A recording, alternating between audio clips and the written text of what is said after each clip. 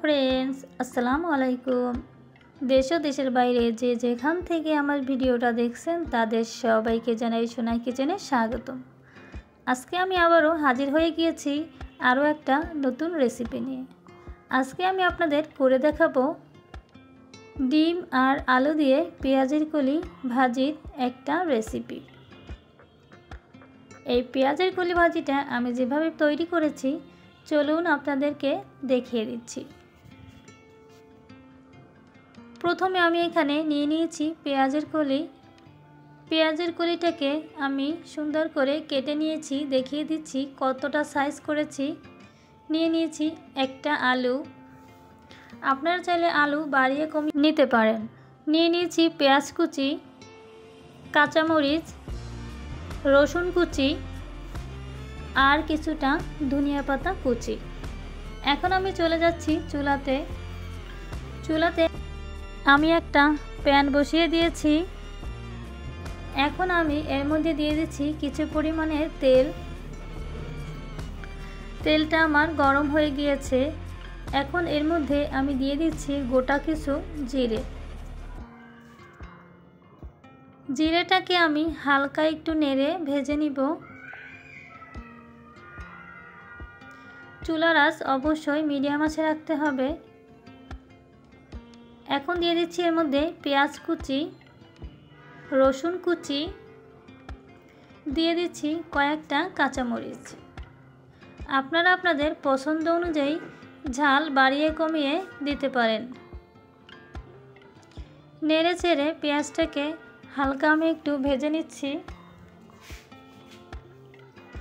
পেঁয়াজটা আমার ভাজা হয়ে গিয়েছে। এখন এর মধ্যে ধুয়ে রাখা সব পেঁয়াজের কলিগুলোকে দিয়ে দিচ্ছি। এখন এর মধ্যে দিয়ে দিচ্ছি পরিমাণ মতো লবণ, পরিমাণ অনুযায়ী হলুদ গুঁড়ো আর কিছুটা পরিমাণ ধনিয়ার গুঁড়ো। এখন সব কিছু আমি খুব ভালোভাবে নেড়ে মিশিয়ে নিব। সব কিছু খুব ভালোভাবে নেড়ে চেড়ে মিশিয়ে নিতে হবে। সব কিছু আমার মিশানো হয়ে গিয়েছে। এখন আমি একটা ঢাকনা দিয়ে ঢেকে দিব। কিছুক্ষণ পর দেখিয়ে দিচ্ছি বন্ধুরা।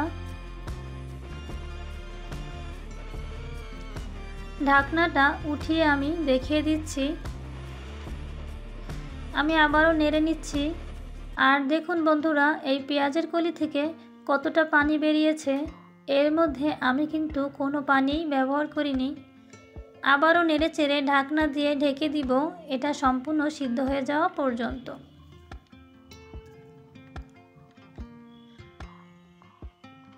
ঢাকনা উঠিয়ে আমি আবারও পেঁয়াজের কলিটাকে নেড়ে দিচ্ছি।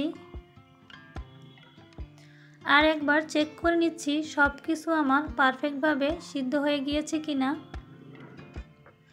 তোমরা যারা বন্ধুরা আমার ভিডিওটা দেখছো এখনও একটা লাইক দাওনি, প্লিজ একটা লাইক দিয়ে ভিডিওটা সম্পূর্ণ দেখে নিও। সব কিছু আমার সিদ্ধ হয়ে গিয়েছে। এখন আমি কিছুটা কড়াই ফাঁকা করে এর মধ্যে দিয়ে দেব একটা ডিম ভেঙে।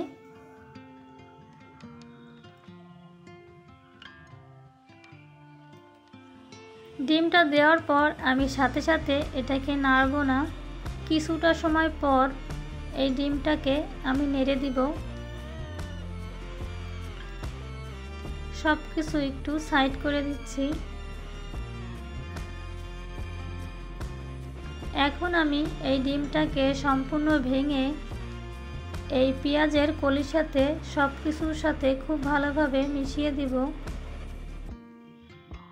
সব কিছু মিশানোর জন্য কিছু সময় ধরে সব কিছু নেড়ে চেড়ে খুব ভালোভাবে ডিমটাকে আমার মিশিয়ে নিতে হবে।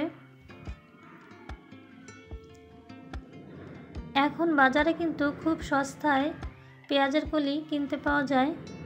তোমরা যারা আছো বন্ধুরা এভাবে পেঁয়াজের কলি ভেজে একবার বাসাতে খেয়ে দেখতে পারো কতটা মজা লাগে। আর এই পেঁয়াজের কলির মধ্যে আমি কিছুটা দিয়ে দিয়েছি ধনিয়া পাতা দিয়ে আমি আবারও সব কিছু খুব ভালোভাবে নেড়ে নিচ্ছি।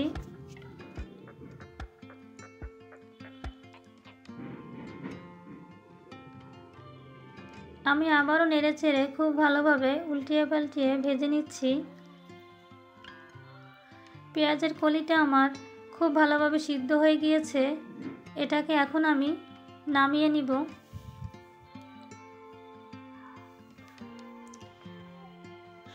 দেখুন বন্ধুরা, পেঁয়াজের কলিটা আমার খুব ভালোভাবে ভাজা হয়ে গিয়েছে।